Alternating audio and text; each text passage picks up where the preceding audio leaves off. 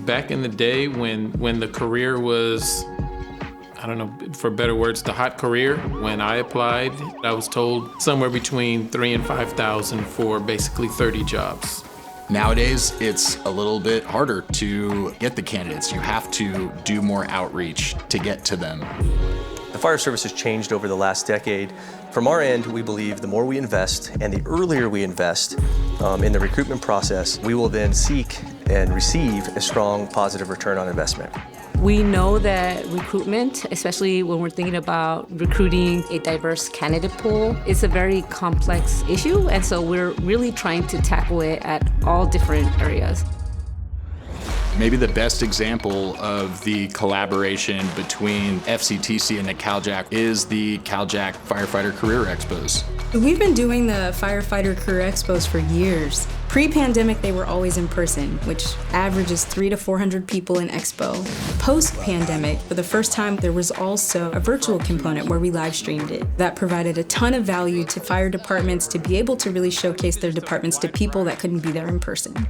Take us there. So Let's go. is Alameda hiring? I mean, how can... We are. I thought you'd never ask. Man, this is great. So busy out here. How's it going at the table? This event's awesome. So this is the first time for Glendale. This is amazing. We get to connect with so many different people coming from different backgrounds, trying to figure out step number one all the way to being paramedics currently, and it's awesome. I've been talking to a few different departments, really taking notes, and just trying to streamline the process, at least in my head, right? Because it can be very overwhelming. A candidate can show up that's already in the interview process, and they can have resources there that are going to help them get through that. They can come there being curious, and there's going to be resources to give them more information to see where that curiosity goes.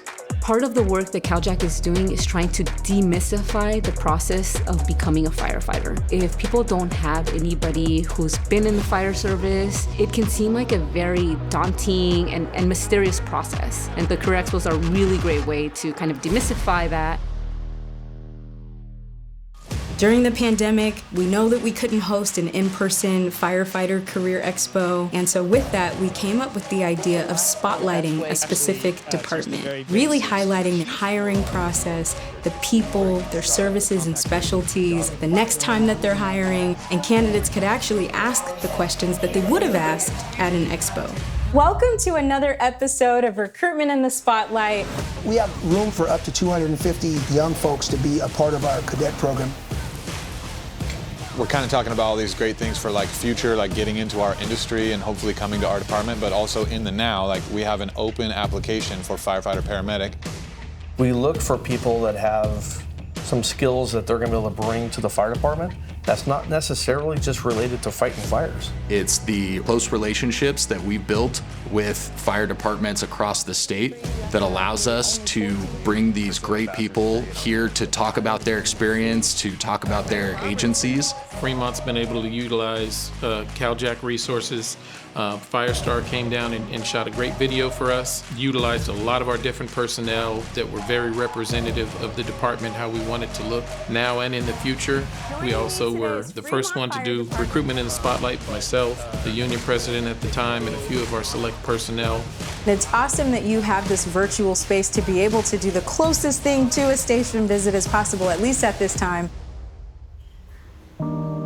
Another great opportunity in demystifying the process of the fire service is candid conversations. And candid conversations is pre-recorded, but it's not specific to a fire department. It's really about a topic.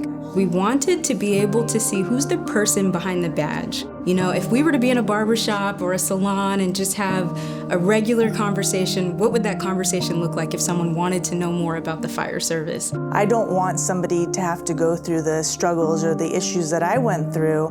You know, if they come to me, I'm like, look, this is what's gonna happen. You know, I'm telling you again, that real talk that we talked about earlier. You're gonna feel sick. Yeah, you're gonna feel sick, you're gonna wanna quit, but come to me, I will talk you through it. And that conversation in our community as African Americans is pretty taboo. So what they're saying is very important. We got to get out of that taboo thinking, and in today's society, you got to be proactive, not reactive. Yeah. Correct. These conversations really are authentic. People people are honest. And when it comes to recruitment and a DEI framework, representation is a crucial component to create a pathway into the fire service for communities who are not yet highly represented in the fire service. If you see somebody that looks like you that's already doing it, it's that much easier to realize that that's something that I can attain.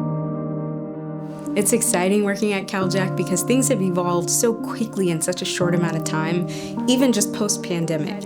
We look forward to continuing to scale the programs that already exist, but also being able to meet new needs. We genuinely care about improving the future of the California Fire Service, just like our departments do.